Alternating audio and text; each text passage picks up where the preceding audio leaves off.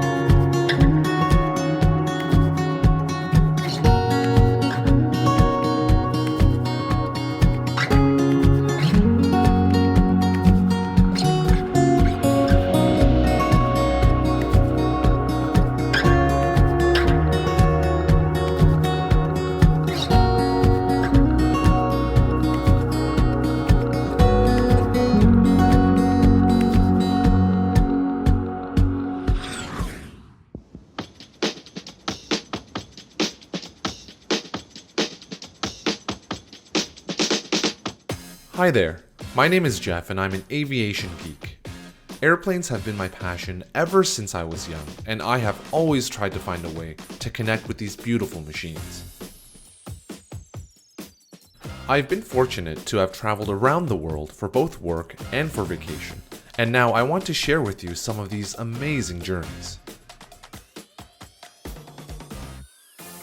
So follow me on both my airplane adventures and world travels as I explore the beauty around us both on the ground and in the sky.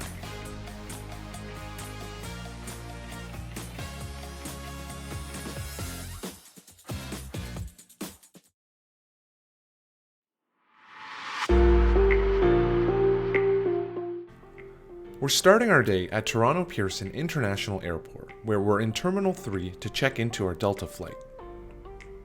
After getting our boarding passes and breezing through security, my girlfriend Kate and I hurried to the lounge to grab a bite to eat before our long flight. As we're sitting in the lounge, I'll take the opportunity to quickly show you the itinerary for our trip. We're starting our trip in Toronto, flying through Minneapolis to Phoenix, Arizona, where we'll drive to Las Vegas in Nevada on the same night. Our first stop is Death Valley National Park in California, followed by Zion and Bryce Canyon National Park in Utah, and then Page in Arizona to visit Antelope Canyon. Afterwards, we're staying in Utah and driving back to Monument Valley in Arizona, and then working our way down to Grand Canyon National Park with our final stop in Phoenix. In total, we've planned a total drive of around 3,600 kilometers or 2,200 miles over 7 days.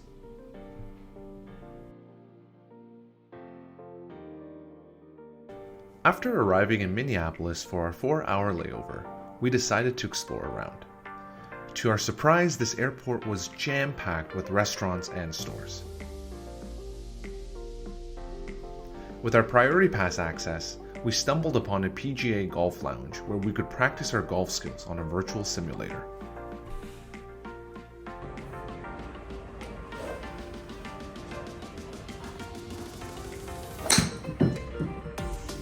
A few successful swings later, we decided to head to a real lounge, get some food, do some plane spotting, and then walk over to our gate at the other side of the terminal.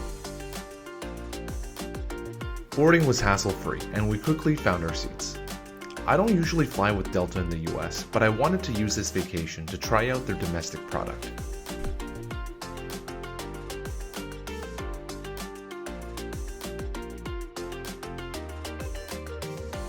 And with that, we arrive in Phoenix and navigate the long halls of the Sky Harbor International Airport.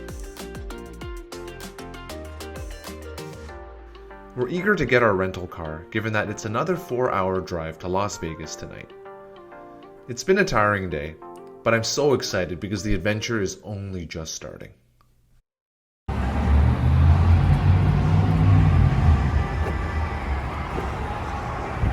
We're in Vegas. Cute. Okay. Horseshoe, Yeah. Las Vegas. Let's go park.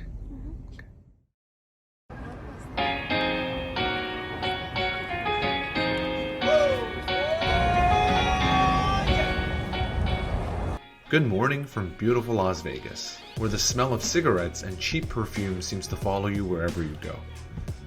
Luckily, we're only staying a short while in Vegas to check out the sights and maybe try our luck at some of the open casino tables.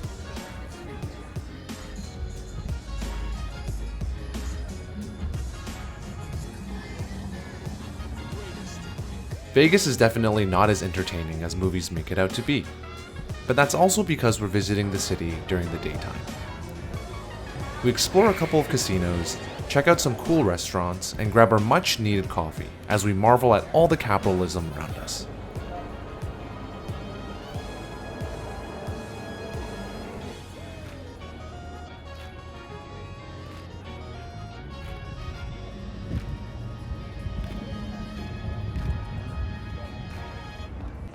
Soon enough, we're getting hungry and need some real food after yesterday's travel day. So we head towards a unique lunch experience at the Gordon Ramsay Burger, where Kate and I end up ordering the exact same thing. Needless to say, the burger was definitely worth the price as we start looking forward to our second stop of our road trip. We're at Gordon Ramsay Burger. Ooh, look at that. As we head out of Las Vegas towards Death Valley National Park in California, the scenery starts to change dramatically as cities turn to towns and towns turn to valleys.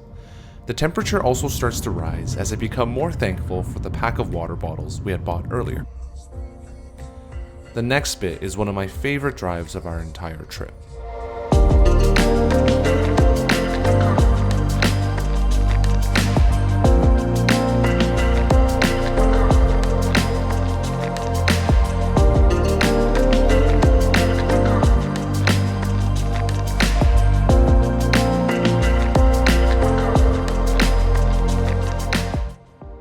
Death Valley is the largest national park in the contiguous United States, as well as the hottest, driest, and lowest of all the parks.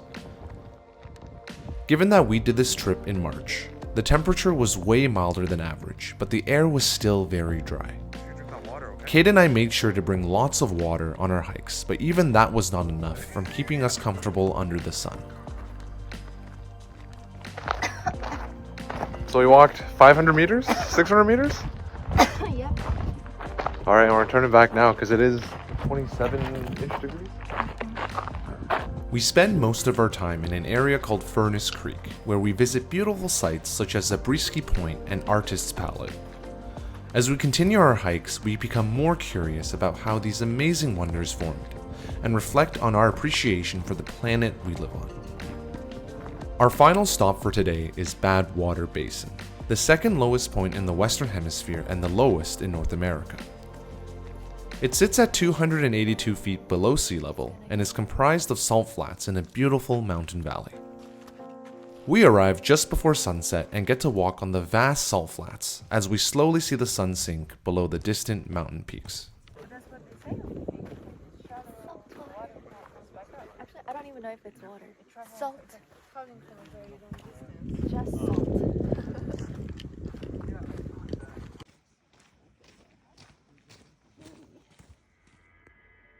We wake up to a cloudy day after staying the night right outside Death Valley National Park.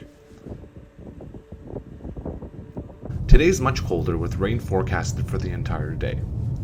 As we drive back into the park, we pass by ghost towns and make a quick stop at the Death Valley Park sign and visitor center to pick up our annual park pass.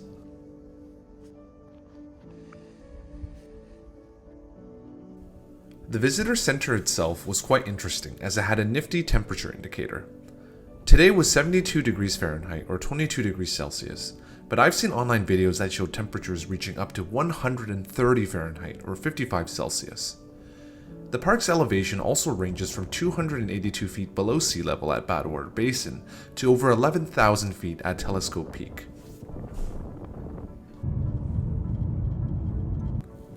Our final stop in this park is the Mesquite Flat Sand Dunes.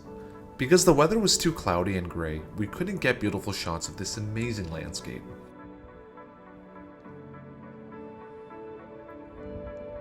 But nevertheless, we stopped by Devil's Cornfield on our way out to check out a field of arrowweed shrubs and took some scenic photos along the side of the winding road.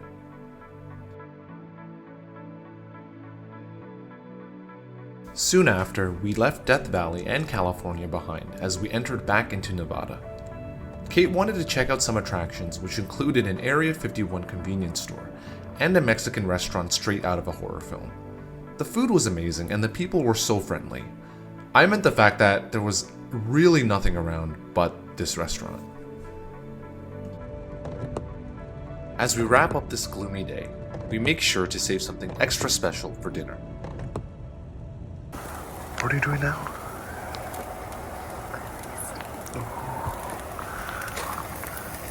And making instant noodles. Just stayed at a glamping tent. Very nice.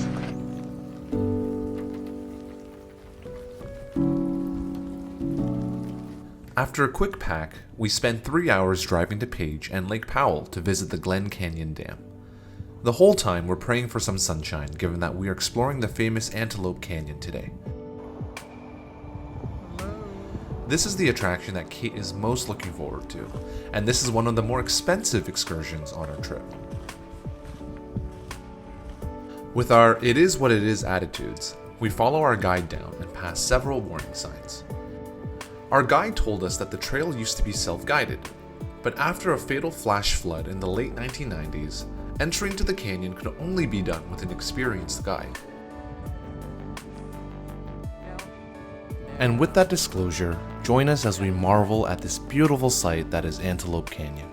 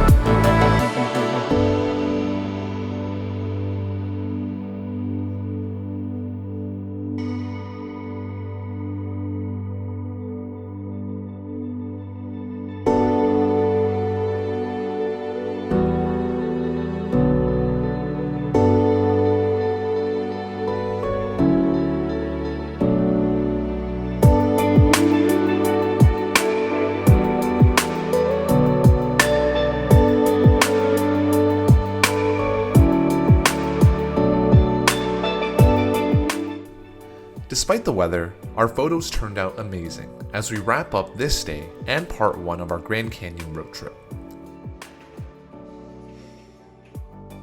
Continue following our adventure in part 2 with more sun, more surprises, and a lot more national park scenery. Until then, stay happy, stay safe, and continue journeying with Jeff.